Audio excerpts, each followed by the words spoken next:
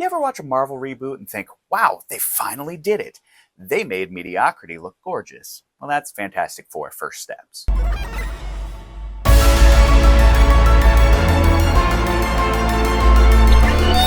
Here's the thing about Fantastic Four. Marvel keeps acting like the team is cursed. And maybe they are, because every reboot feels like it's trying to prove that this time, they'll finally get it right. This one was directed by Matt Shakman, and the MCU's Please Like Us attempt at soft launching the team into a multiverse timeline without calling it that. And honestly, it's fine. It's not great, it's not terrible, it's just fine. Marvel's been trying to make the Fantastic Four cool for like 2 decades. It's slick, it's thoughtful, it's trying really hard, and you can feel it. Reed Richards, played by Pedro Pascal, is portrayed as an autistic king, and I mean that in the best way. He's not detached, he's logical to a fault. He doesn't ignore how people feel, he just doesn't see it the same way they do. It's a take that finally makes sense, and for once, Marvel lets him exist that way without turning him into the punchline. Representation matters, even if it shows up in the lab coat. Sue Storm, played by Vanessa Kirby, is the anchor here. She's composed, witty, and quietly exhausted by everyone else's chaos. Johnny Storm, played by Joseph Quinn, brings energy back to the character. It's cocky, warm, and finally fun again.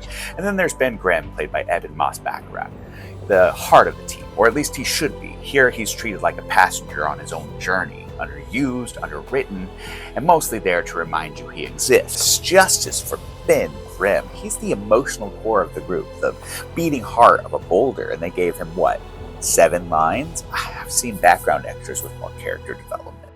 First Steps wants to be Marvel's return to family storytelling, and for the first hour, it almost works. There's chemistry, humor, and an undercurrent of tragedy that feels earned. Then the third act happened and it devolves into the same glowing sky portal chaos that Marvel swore it was done with. Visually, chef's kiss. It's mid-century modern meets retro-futurism, and I love that for them. The aesthetic alone feels like a love letter to 1960s sci-fi and industrial design.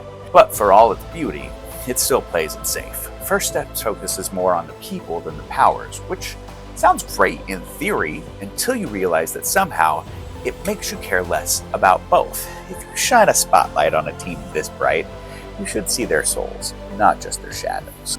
Compared to the previous disasters, this is easily the best Fantastic Four movie we've got. It embraces more of the comics and less of the camp, but it still feels like Marvel was afraid to let it breathe. It has brains and style, but it's missing heart. I give Marvel First Steps 3 out of 5 play buttons. It's better than the last one, worse than you hoped, exactly what happens when Marvel aims for safe instead of special. That's it for this week's episode of Almost On Time Movie Review. I'll see you next Friday, assuming Marvel doesn't reboot me first.